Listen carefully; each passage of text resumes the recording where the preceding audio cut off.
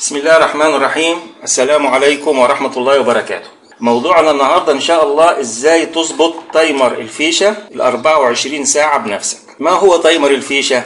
تايمر الفيشة ال 24 ساعة هو جهاز بيستخدم فيه تشغيل الأجهزة الكهربية وتبطيلها زي ما أنا عايز. يعني أقدر بيه أتحكم في الجهاز إمتى يشتغل وإمتى يبطل. تمام. عبارة عن إيه التايمر فيشة؟ من الناحية دي في الفيشة اللي بتخش في البريزة مباشرة، ومن الناحية التانية في مكان الفيشة بتاعت الجهاز اللي هي في الحالة بتاعتنا النهاردة لمبة. اللمبة دي اعتبرها بقى تلاجة، اعتبرها دفاية، اعتبرها أي جهاز آخر. طيب تعال دلوقتي نشيل فيشة التلاجة، هنقول عليها تلاجة مش لمبة. هنا في هذا الوجه من التايمر عندي تدريج وفي مؤشر. أول حاجة لازم ألاحظها في هذا المؤشر اتجاه الدوران. شايفين السهم ده؟ زي ما هم كاتبين في التعليمات القرص ده بيلف كلوك وايز. يعني ايه كلوك وايز؟ يعني في اتجاه عقارب الساعة.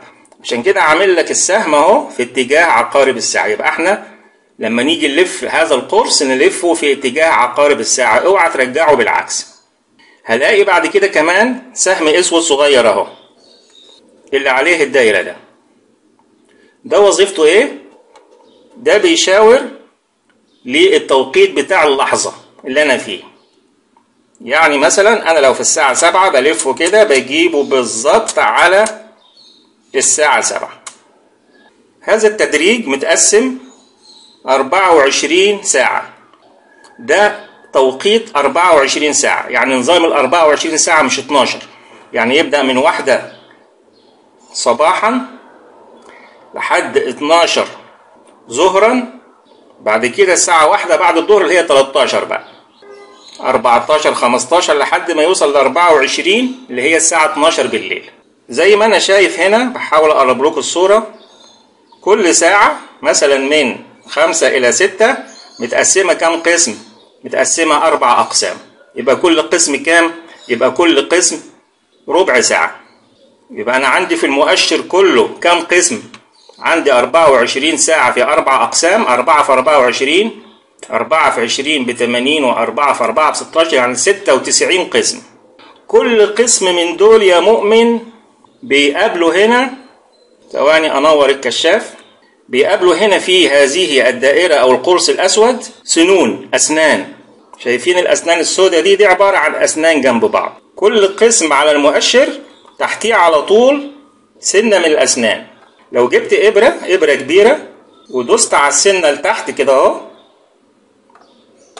اهي بتداس اهي نزلت تحت.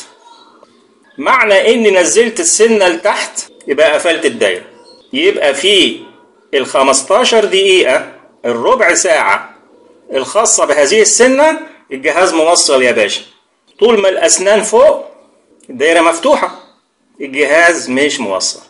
إذن هل معنى كلامك إن أنا باجي على الأوقات اللي عايز فيها الجهاز يشتغل وأدوسها لتحت؟ بالظبط صح كده. دلوقتي بسن الإبرة بطلع السنة لفوق زي ما كانت أهي طلعت خلاص. أول حاجة تعال نعمل تجربة.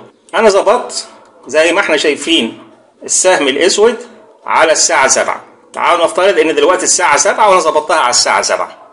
أنا عايز التلاجة اللي هي في الحالة بتاعت اللمبة تفصل من 7 ل 7 وربع، يعني أول شرطة، وتشتغل من 7 وربع ل 7 ونص، يعني تاني شرطة، وترجع تفصل.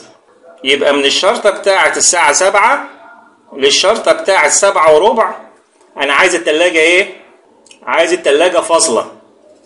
فاصلة يعني السنة اللي فوق ولا لتحت؟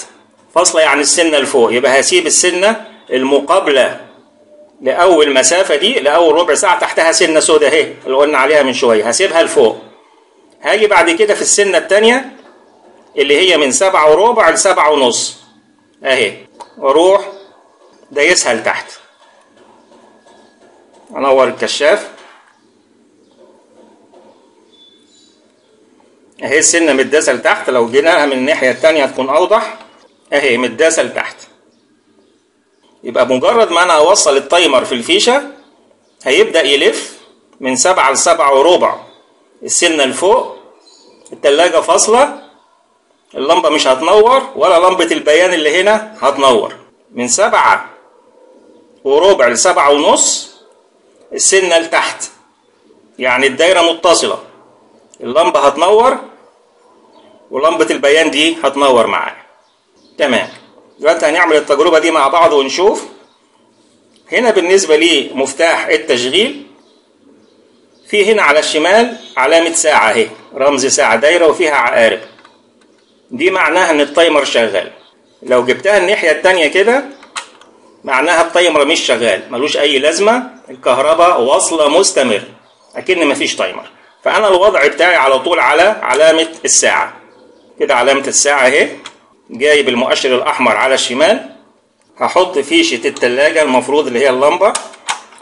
دلوقتي هنوصل التايمر في الفيشة، وادي اللمبة بتاعتي. بسم الله الرحمن الرحيم. اللمبة طبعا ما اشتغلتش عشان من 7 ل7:15 السنة فوق، السنة فوق الدايرة مفتوحة، الدايرة مفتوحة اللمبة ما تشتغلش. هستنى ربع ساعة ونشوف مع بعض ايه اللي هيحصل. هفصل وارجع لكم قبل الربع ساعة بثواني او بدقيقة. باقي 5 ثواني والتايمر يشتغل واللمبة تنور.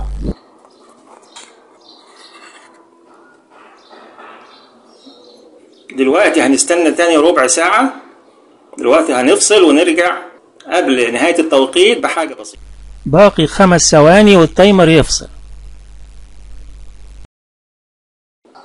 يبقى نقدر نحط قاعدة عامة ونقول خلاص أنا قلت عندي 96 ربع ساعة ب96 سنة، إرباع الساعات اللي أسنانها مضغوطة لتحت التايمر موصل، إرباع الساعات اللي أسنانها متروكة لفوق بدون ضغط التايمر فاصل.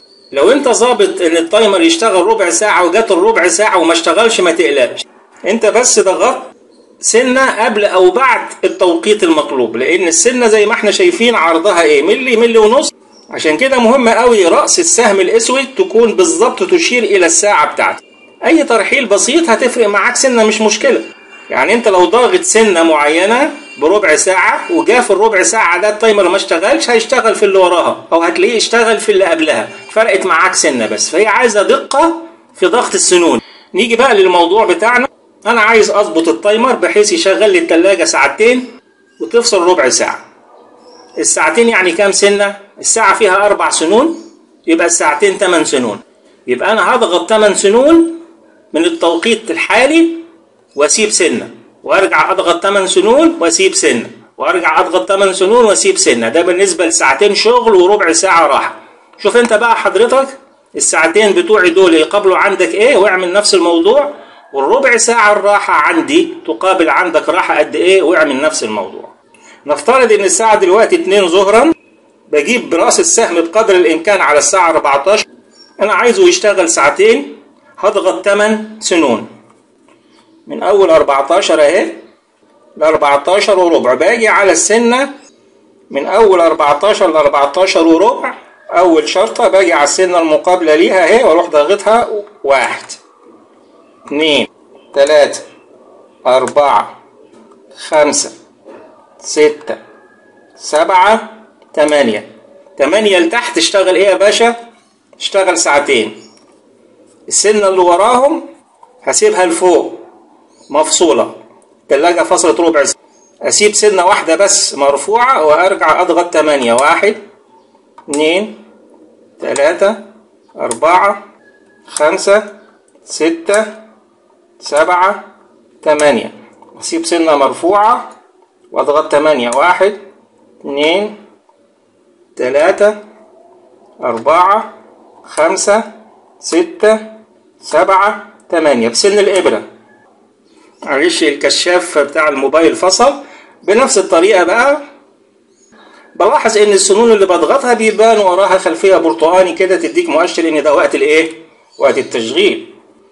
بنفس الطريقة دي هضغط 8 سنون وأسيب سنة، وهكذا لحد ما أخلص ال 96 سنة. طيب هنا بقى في حد ممكن يسألني، طالما انت ظبطت برنامج لل 24 ساعة، تفرق ايه بقى ان انا ابدأ واحط المؤشر الاسود ده على التوقيت الحالي؟